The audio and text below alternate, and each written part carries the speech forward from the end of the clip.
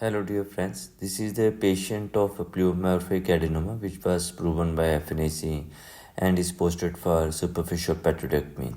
So to start with, modified Blair incision is given and which is in the neck crease, and it has two parts. One part is in the neck crease and the other part is in front of a ear lobule. So once we take incision here, as you see, after incision then flaps are elevated, so it's very important to raise the flaps in a proper plane so that there is less or no incidence of Frey's syndrome. So very important to raise the flaps, and during raising of flap it's very important and prudent to use the blades. So avoid using cautery in this area. It's a very sensitive area, so better to raise these flaps with a sharp scalpel. And also gentle irrigation, generous irrigation is needed along with the very meticulous bipolar cautery. So once the flap is raised like this, you see, so there has to be a distinction. So it should not be too deep or too superficial. So once you raise the flap, the first step is over. So as we know, there is a European classification of European salivary gland. Society has came up with a new classification of types of parotidectomy. So earlier there were very few definitions of parotidectomy, like superficial or deep. But now European Salivary Gland Society have decided and gave a consensus to the type of parotidectomy, where they have labeled parotidectomies into according to the location. So they have divided the parotid gland into the four parts: 1, 2, 3, and 4 in the ascending order. So it is superficial to deep, and then level 1 type 1 parotidectomy is when you just remove the supralateral and then infralateral, and similarly if you remove the deep part, that is 3 and 4. So type 5 is when you deal with the gastric gland. So here in this patient, we have identified the sternocleidomastoids, and once you identify the sternocleidomastoid, so you take all the soft tissue area from and identify the Conley's pointer, that is a triangle pointer. So we follow the technique as is described by Dr. Jatin P. Shah's book of salivary gland tumors. So where we follow convergence points. So convergence points, it is a landmark where we have to first find Conley's triangle pointer, and then we have to look for a mastoid tape, and also the most important landmark is a digastric ridge. So how to find a digastric ridge? So first you identify the sternocleidomastoid, dissect sternocleidomastoid nicely, and once you dissect the sternocleidomastoid up to the insertion in the mastoid tape, so immediately underneath the sternocleidomastoid you will find a digastric tendon. So digastric tendon is a very important landmark. So facial nerve comes always medial to the digastric tendon through the saddle-mastoid foramen. So once you follow these three landmarks, digastric ridge, Conley's triangle pointer, and a mastoid tape, so facial nerve is always in between these landmark. So here we are gently removing his facial nerve. You see is coming from the medial aspect of a digastric ridge, and now you see facial nerve is being identified. So always take your mosquito in a direction of bifurcation of the facial nerve. So you first identify the facial nerve as it comes out of stylomastoid foramen. So here facial nerve is coming out of stylomastoid foramen, and then you just gently take a soft tissue or a parietal tissue of the facial nerve, and with lot of good irrigation and a very meticulous bipolar cautery, and this can be done. So you first identify the bifurcation of facial nerve. Once you identify the bifurcation of the facial nerve where it divides into two branches, so then you just follow the policy of lift and cut. So identify individual branches, and once you identify the individual branches, step by step you just lift the tissue of the branch and then cut. Lift treated by a mosquito, and then gently very meticulous bipolar cauterization and the sharp cut. So why we need a bipolar cauterization? Because we are working in a venous plane of patty.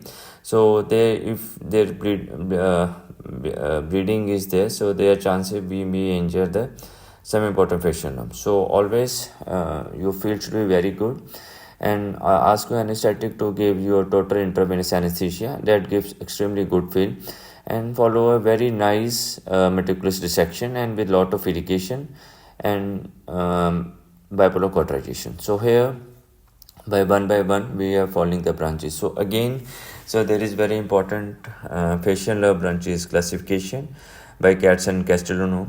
It's a complicated one, but it's important to know. So in that classification there is various patterns in which facial nerve can exit of the after divisions and supply the respective muscles. So the basic principle is that if you follow the each and every branch and then try to save the interconnection. So there is lot of debate that whether interconnection can be sacrificed or not, but in our series we just do every patient under microscope and then try to save the interconnections. So that interconnection is very important. So even if you follow the principles of saving all the interconnections, the chances of neuropraxia will be very and far less. So in this patient we are seeing, so we are selectively dealing with individual branches and that lifting the tissue of the individual branches and then dissecting. At the same time, great care is taken not to for a benign tumors like this, not to take the interconnection. So even if malignant tumor are there where there is no facial nerve palsy, so surgeon has no business to take the facial nerve function at all. So it is very important. Either we can use facial nerve monitor, like in this patient we are not using any facial nerve monitor, we are just using good magnification and good field and very good assistance. So like in this patient, even in cases I told where there is malignancy, so try to preserve the nerve. In case in some tumors there is not possible to get a clearance of the tumor, then in those cases you can sacrifice that segment and then reconstruct the nerve on a primary stage. Don't come out without reconstructing the nerve or anastomosing the nerve. Either you can use sural nerve or you can use direct transposition, interposition, whatever technique you want you can follow, but try to reconstruct the nerve and then come out of the surgery. So as I told, European earlier there were many classification, like a snow classification was there, and then Tweedy classification was there. So all these classification talk about the extent of surgery. Some say superficial, some say deep, but the exact classification which was given by European salivary gland classification, and which is also published in a European journal, so they have clarified, said that it is very important for benign tumors or a malignant tumor to have a definite classification. So in this, they first divide the petrogland into the 4 parts in the ascending order: 1, 2, 3, 4. 1 and 2 lies in the superficial part, and then 3 and 4 lies in the deep part. So level 1, level 2. When we talk level 1, level 2, this means that we are talking about superficial parotidectomy. So level 1 is superior part of lateral side or a superficial gland, and level 2 means inferior part of a superficial gland. Similarly, for a deep part, level 3 means superior part, and level 4 means inferior part of a deep lobe. So level 5 is a gastric gland. So now we know which part of the gland we are removing. So like in small tumors where you need not to dissect the facial nerve, or in that you can just label it as a level 1. There's a small tumor coming in just level 1, there's no facial nerve involvement there, or a small tumor in a deep part which can be isolatedly removed. And the other part is, now they also define what is extracapsular dissection, and European Congress doesn't support the concept of extracapsular dissection in benign tumors like parotid gland, where there are pseudopodia extensions and then revision surgery becomes extremely difficult. So extracapsular dissection means where you have no intent to dissect the facial nerve, and one or less than one level of parotid gland is removed. So these two criteria is now to find the extracapital dissection. So where surgeon has no time to dissect the facial nerve, and he is just removing only one or less than one level of the parotid gland. So this defines for postgraduate students is very important to know this definition. So in this patient, as you see, slowly we are we are seeing the divisions and then taking the tissue of the facial nerve. So this is a parotid gland and tumor was very bulky. So that's why we are doing superficial parotidectomy. So always identify your branches, and it's always easy to identify and then take off the tissue.